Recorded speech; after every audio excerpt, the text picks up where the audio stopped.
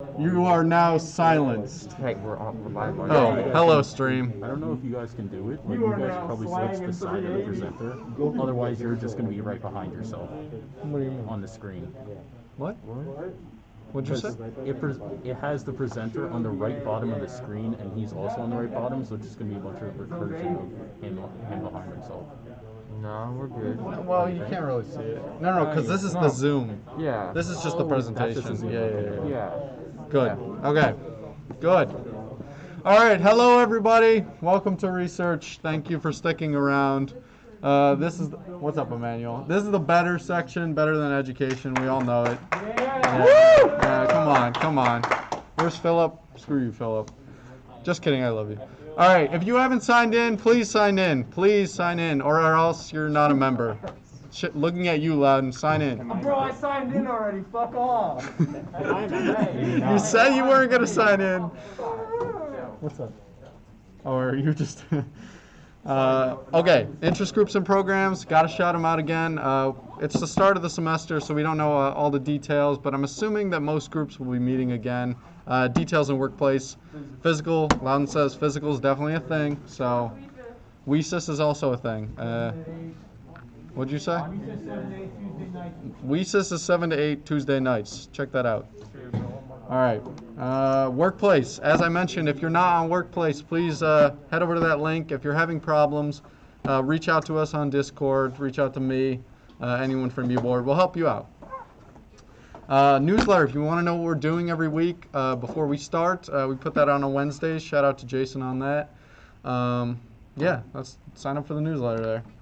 Dan, would you like to come up and talk about ISTS? Go, Dan. Hello. So, it's ISTS in March 6th. Okay.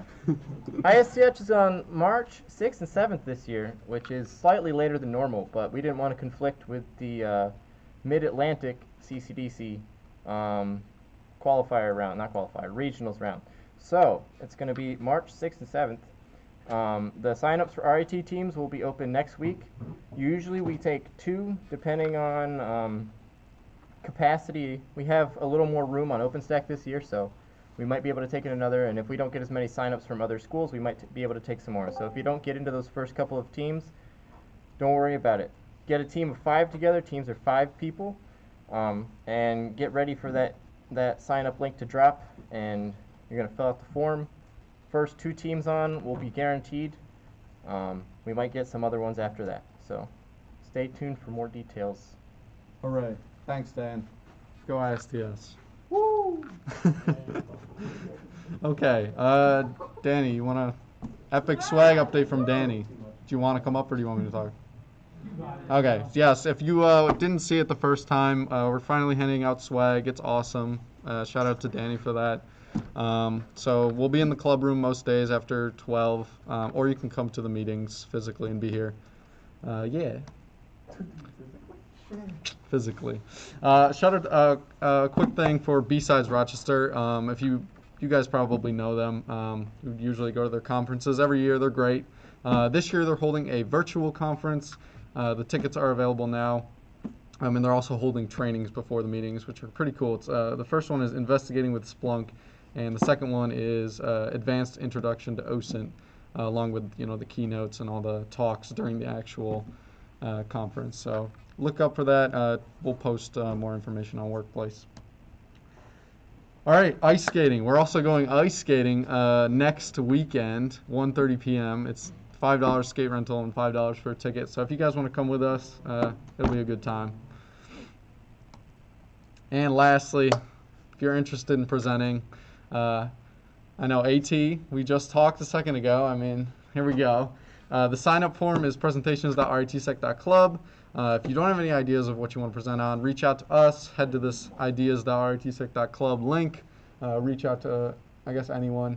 And we also give you free stuff for presenting, too. So that's sort of an incentive as well.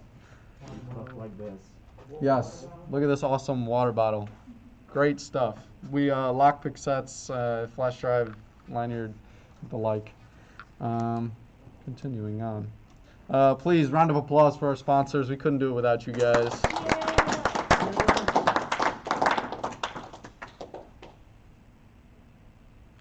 And of course, follow us on social media. Shout out to Jasmine. You guys are here now. I know. Okay, without further ado, me and Emmanuel are going to do news quickly. John and Shannon's mentorship group, Olivia, Michael, Lucas, and Bradley will be presenting. Unfortunately, they couldn't be here, so it's a recording of their presentation. You'll have to send them questions afterwards. I'll be presenting after that, and then Jason will be presenting after me.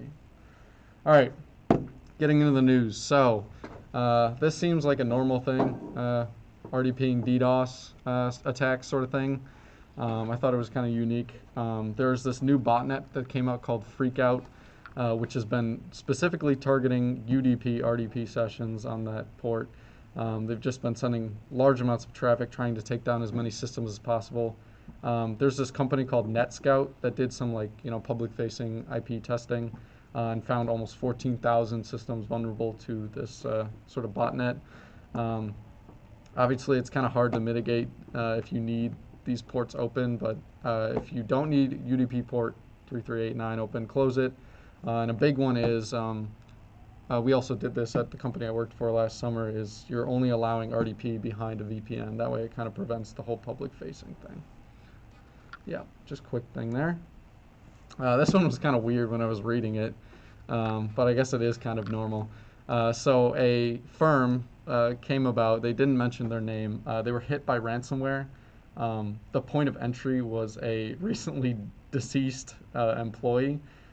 So instead of having service accounts for all their important things that they were running, they had this one user account that was high privileged, and he was too crucial to deactivate, which ended up being their point of failure.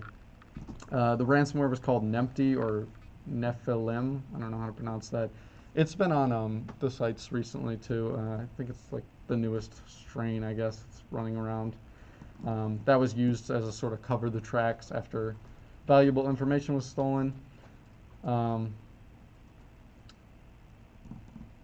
According to this research group, they have found that, I guess, basically just questioning and looking around, a lot of organizations are doing this where they're not keeping systems up to date. If an employee, is sick or, changes jobs or whatever, or if they die, yes, they're just keeping around. They're not keeping up to date. So, have dedicated service accounts is a big takeaway from this. Watch over, user accounts and the like, and make sure you permission accordingly. Don't have a super high privilege user account. Just don't do that. All right, Emmanuel, you want to take the big one? Time for the sad news.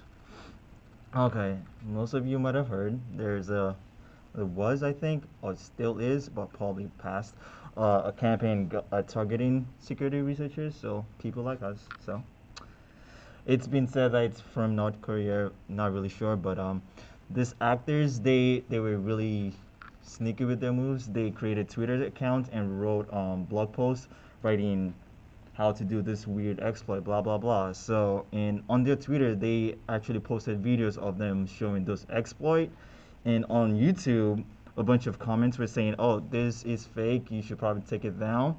But because they have multiple Twitter accounts, they kept retweeting each other, saying, "Oh, don't listen to this. This is legit. You should definitely try it."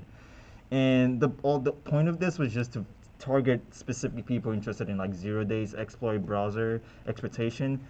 Yeah, and if you fall into those categories, they would contact you on either Twitter, email, Discord, just LinkedIn if they have you, and they would say, "Oh, let's do a collab and do this research," and they would send you a malicious Visual Studio project, and in that project there is a pre-command XML stuff that executes custom DLL and right away connects to their C2, and obviously you're compromised from there. And so that's one way. And if you did not do that, there's also a potential 0-day use with the Chrome. So if you visit their website using outdated Chrome, you would also be a malicious service would be downloaded to your system, and there's also an in-memory backdoor. So they had that 2 ways to attack you. And it was a pretty sad I think it was a sad moment for the security industry because this was not good, but it was pretty cool, but bad. Yeah, what else? Yeah, a bunch of people on Twitter always do this in the VM because I probably have friends who ran the stuff and got attacked by it, but always run stuff in your VM just to be safe out there. So for any researchers out there, be safe. That's all I got. Alrighty. So that's all for the news. I'm gonna put on the. Actually, I might present now. I don't really know. I don't know how sound works in this room. That would have been a really good heads up, Enzo. What? You're the Yeah, I can present now. Well,